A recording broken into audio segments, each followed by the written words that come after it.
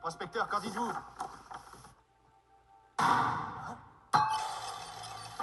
Prospecteur? Vous êtes sorti de votre boîte?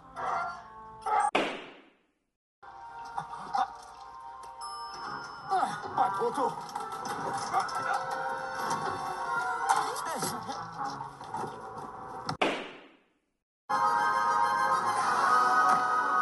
Allez, Woody, suis-moi.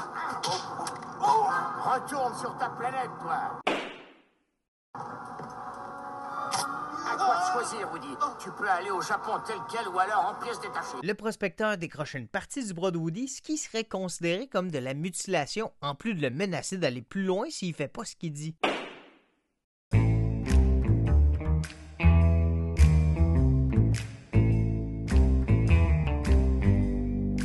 Attendez, quoi encore? Qu'est-ce qu'il y a, boss? Mais qu'est-ce qui se passe? C'est quoi? Il joue. Je peux pas regarder. Soyez gentils, couvrez-moi les yeux. Oh non, il vole Woody. Oui, il a été volé dans une vente de garage, mais tout le film repose sur le fait que Woody vaut une fortune. Même si, bon, je serais pas tant surpris qu'un gars que son travail est de se déguiser en poulet pense devenir riche en vendant une collection qui vaut 67 $. J'arrive pas à croire qu'ils peuvent me rendre jusqu'au bureau un samedi. Il me faut me déplacer.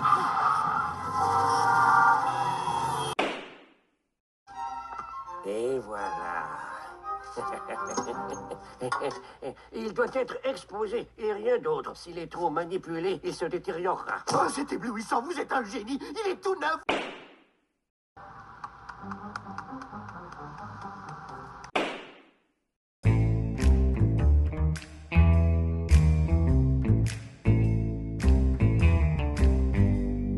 Vous savez, Carl, ces gens dont je vous parlais et qui passaient dans la région avaient tous inventé de magnifiques histoires.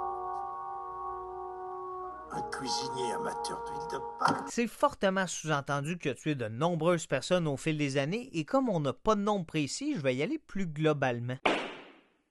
Nous avons passé une merveilleuse soirée, mais il vaut mieux que nous partions. Je souhaiterais que vous restiez. Nous ne voudrions pas abuser de votre hospitalité. Allez, viens, Russell. Attendez, on n'a pas encore pris le dessert. Le petit a raison.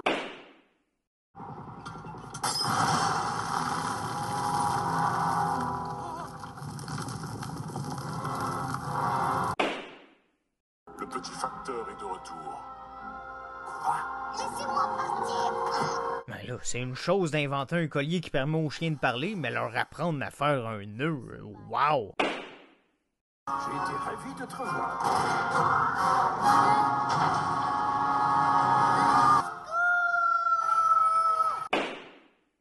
Escadron gris, abattez-moi cette maison.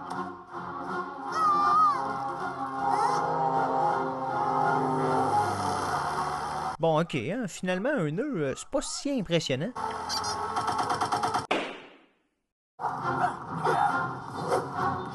C'est assez clair que les intentions de Charles sont de tuer Carl, ce qu'il aurait sûrement réussi à faire avec un rendez-vous chez le Kiro.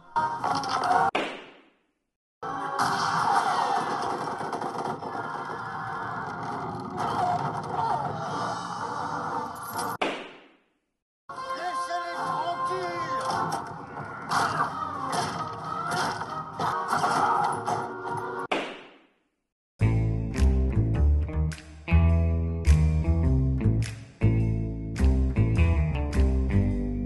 Messieurs, madame, sœur, Cool, paré pour le décollage. mais qu'est-ce que... T'es qui, toi, tu pourrais me dire? Bah, si incroyable ado. Ouais. Écoutez bien, s'il vous plaît, car ce message est classé confidentiel et ne sera pas répété. Je représente une division top secrète du gouvernement qui conçoit et teste des technologies expérimentales. Pour convaincre Monsieur Incroyable de venir, Syndrome s'est fait passer pour un agent gouvernemental, ce qui lui vaudrait une peine de 3 ans.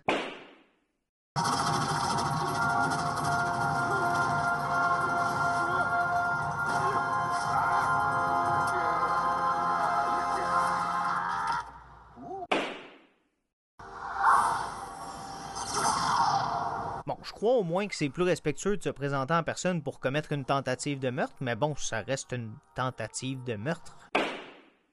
Syndrome a tué au moins 14 super-héros pour la simple raison qu'ils ont des pouvoirs. Ça serait considéré comme un génocide. Oh, vous là-bas. Vous êtes vraiment monsieur incroyable. Ça va, qui avez-vous contacté? Contacté? Mais de quoi est-ce que tu parles?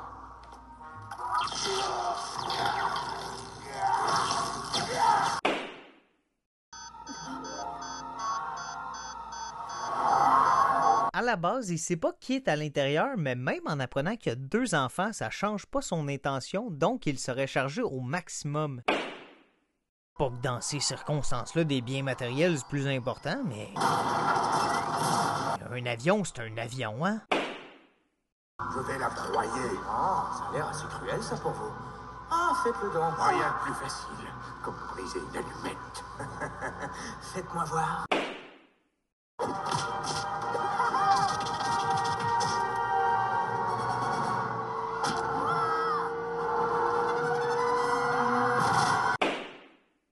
Nous avons toute une famille de super. On dirait que j'ai gagné le gros lot. Faire quelques dommages. Faire hurler un peu la populace. Syndrome attaque les États-Unis en général, ce qui cause la mort de plusieurs citoyens et militaires, en plus de dommages matériels importants. Ça lui vaudrait donc une charge de terrorisme domestique. Il